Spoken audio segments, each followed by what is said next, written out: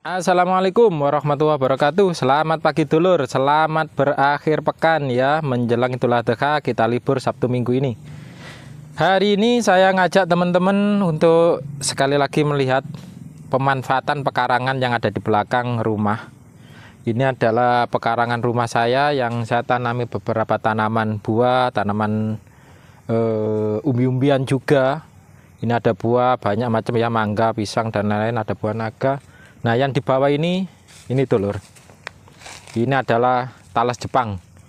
Yang hari ini akan kita panen lagi ya, karena sudah banyak yang pesen. Mohon maaf sebelumnya teman-teman yang pesen karena kesibukan pekerjaan saya, sehingga akhir pekan ini baru bisa bongkar lagi beberapa talas Jepang yang ada di kebun kita. Dan ini langsung saya yang membudidayakan ya, jadi jangan khawatir. Ini sudah sesuai spek untuk umbi bibit, melihat dari usia dan kondisi bibit ya, kondisi umbinya. Dan ini insya Allah nanti akan kita kirim juga ke teman-teman yang ada di Surabaya, di Cilacap, kemudian di Jawa Barat, juga teman-teman kita yang ada di Bogor. Nah, menjawab pertanyaan teman-teman kemarin yang tanya ketika saya membuat satu video terkait pengiriman umbi bibit, bahwa talas ini mirip dengan ganyong gitu ya. Jadi nanti saya tunjukkan dulur.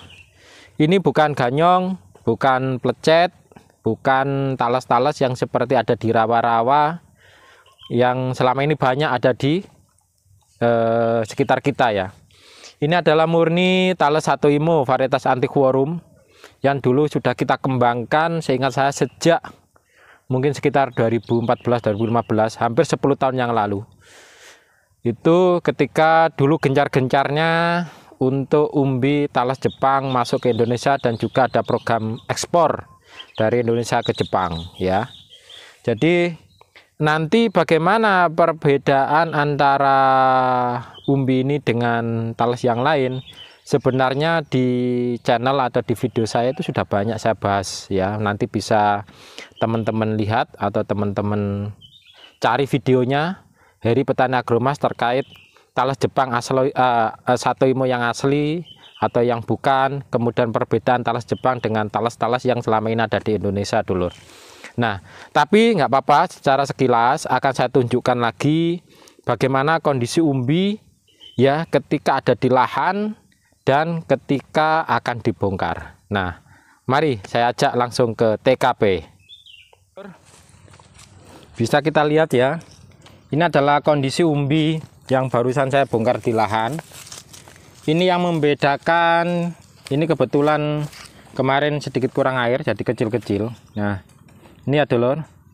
Jadi ini adalah umbi talas Jepang yang membedakan dengan ganyong atau yang lain. Nah, kalau kondisi di lahan seperti ini, contoh ya, ini adalah umbi-umbi induk. Nah, ini ya, sama ini. Nah, ini adalah umbi indukan yang nanti paling bagus untuk dibuat bibit. Nah, ini contohnya seperti ini dulur. Nah, ini adalah dari satu umbi ini ya. Nah, ini umbi induk ya, ini ya. Kemudian nanti muncul lagi umbi anak. Dari umbi anak nanti muncul lagi umbi cucu dan seterusnya. Ini yang membedakan antara talas Jepang dengan talas-talas yang lain dulur. Ya, moga-moga jelas ya. Nah, ini. Jadi, nah ini sebelum protol ya. Nah, seperti ini dulur. Ini murni dari satu umbi induknya ada di sini nih. Nah, ini umbi induk. Kemudian dia menghasilkan umbi anak dari mata-mata tunas. Ini umbi anak ya, umbi anak. Dari umbi anak keluar umbi cucu. Nah, ini umbi cucu ya. Kemudian ini umbi cicit. Umbi induk, umbi anak, umbi cucu, umbi cicit dan seterusnya. Jadi apa yang membedakan talas Jepang ini dengan talas-talas yang lain? Dia memiliki potensi hasil panen yang luar biasa.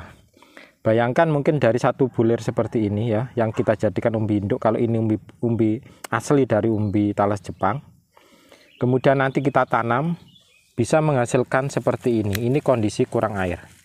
Nah ini ya, ini sebelum kita. Nah ini yang mungkin beda dengan ganyong, beda dengan talas plecet yang ada di air-air yang kadang tidak berumbi ya.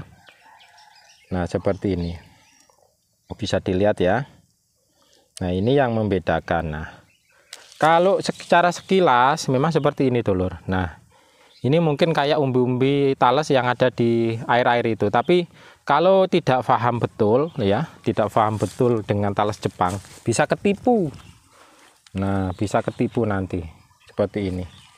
Nah ini kalau saya bongkar ya, banyak nanti isinya.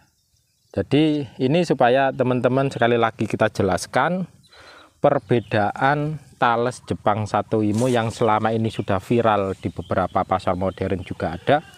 Nah kemudian yang ada atau yang Satu Imo yang palsu. Nah Satu Imo yang palsu ya. Jadi kalau lebih jelas ada banyak video terkait pelatihan saya, itu yang menjelaskan tentang bagaimana budidaya, bagaimana ciri, bagaimana menanam dan lain-lain. Oke dulur, jadi itu ya supaya lebih paham teman-teman terkait talas Jepang ini dan tidak tertipu oleh talas-talas yang lain. Paling aman ambil bibit ya, kalau mau menanam talas ini ambil bibit dari orang yang paham betul talas Jepang ya, supaya panjenengan semua tidak tertipu oleh talas Jepang yang abal-abal. Oke, sekian dulu dari saya petani agromas Lamongan terkait budidaya talas Jepang Satu Imo ya. Kalau teman-teman mau silahkan hubungi nomor yang ada di bagian bawah video ini, saya cantumkan. Nanti bisa kita kirim dari Lamongan, Jawa Timur ke wilayah Sumatera, Jawa, Bali, Kalimantan ya. Insya Allah bisa kita kirim. Sulawesi bisa, NTT juga bisa ya.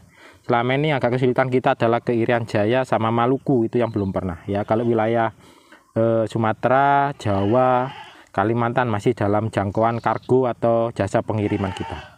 Oke, terima kasih. Selamat pagi sedulur tani petani agromas. Tetap semangat. Saya akhiri, wa'alam bishawab. Assalamualaikum warahmatullahi wabarakatuh.